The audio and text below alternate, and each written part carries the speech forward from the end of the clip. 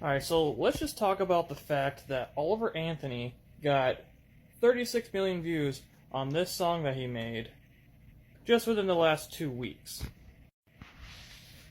That song got so popular, along with his other music, that the music industry actually offered him $8 million to do a record deal, but he turned it down.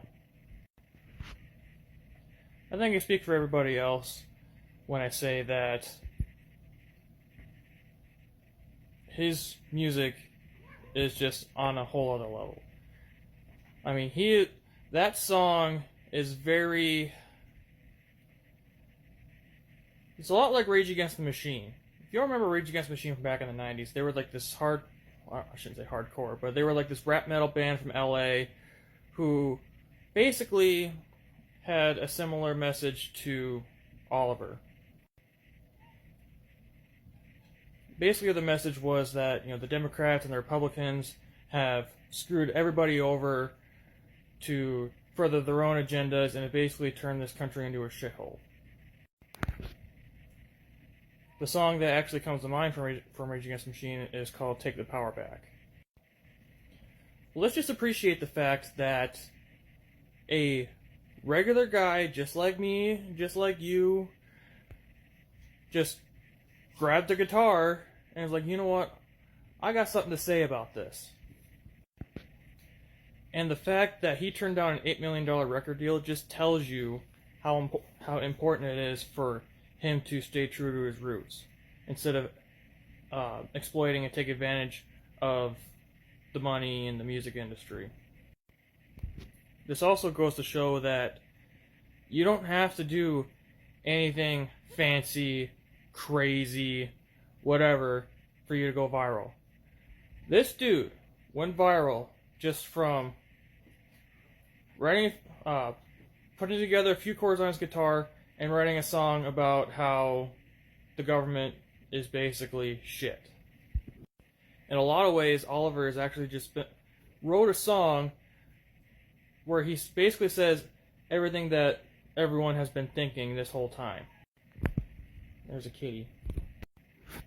I've even heard that there's some controversy around this song, which I don't know how a song like Richmond from north of Richmond is controversial at all, because he's talking about things like, we're working all day, working our asses off for shit pay. I don't care if you're black, white, Democrat, Republican, just about anybody can get behind that sentiment. I mean, we got people out here working, 2 to 3 full-time jobs just so that they can barely scrape by. We live in a day and age where having multiple jobs sometimes isn't even enough to get by sometimes. I mean, if you look back to the days after World War II, so, late 40s, 50s, up until like the mid-60s even, you could get by on one full-time job, one income household, and you'd be able to buy a house, buy a car, pay all your bills, and still have money left over for hobbies, vacations, and all that stuff. Then the corporation started getting greedy, and it got to the point where inflation was increasing faster than wage increases were, and now it's gotten to the point where, nobody can afford anything anymore. Because think of it this way. Most economists, at least the ones that I've looked at, have stated that when it comes to cost of living, you should try to keep that below a third of your overall salary.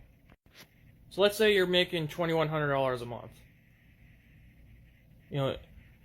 If they recommend that your cost of living just for rent should be less than a third of your overall paycheck, if you're averaging $2,100 a month, then that means that your rent should not cost more than $700 a month. Mind you, $2,100 a month gross, that's about $15 an hour. I don't know that for sure. I haven't used a calculator. I'm just spitballing here, but I'm sure I'm pretty close. And that's not even taking into account things like taxes, health insurance, other benefits that your employer might be taking out of your paycheck.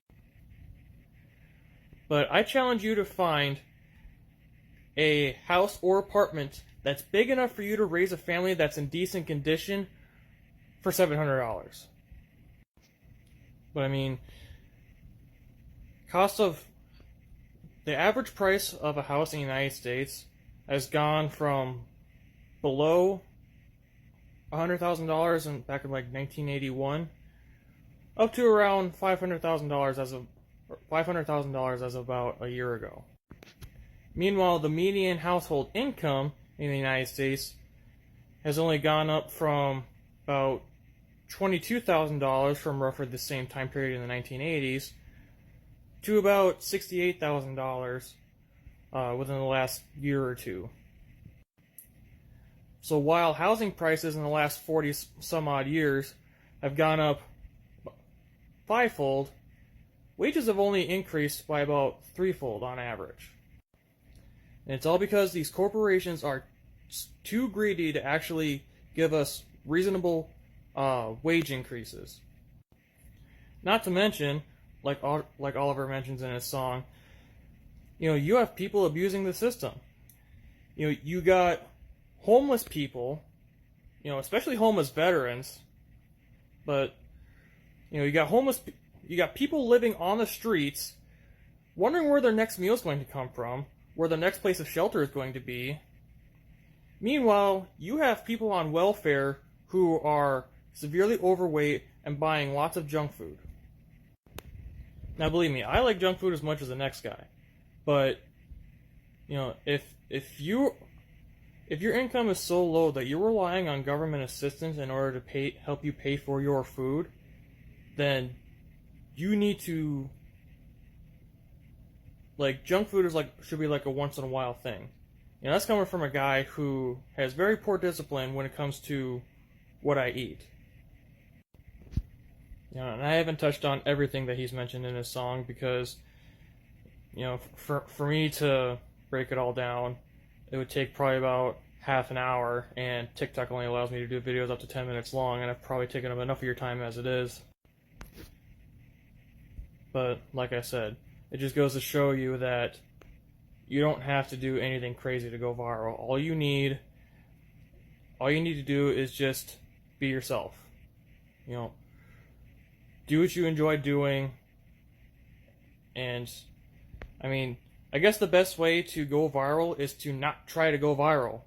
You have all these people who do all these crazy things to try to go viral, and they end up severely injured. They end up removing themselves off of the census. Sometimes they even commit heinous crimes. They end up having they end up being sent to prison. Trust me, guys, the attempt at going viral is not worth the negative outcomes, because you're going to lose more times than you win in that case. Kudos to Oliver Anthony for saying what everybody else has been thinking. Massive kudos. You've got millions of people from all around the world, from all walks of life, black, white,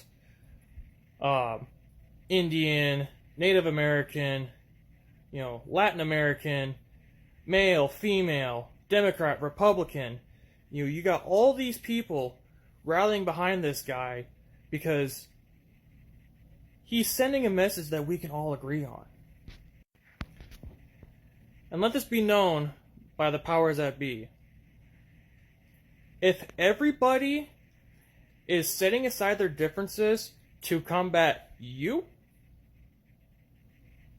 maybe you're the problem.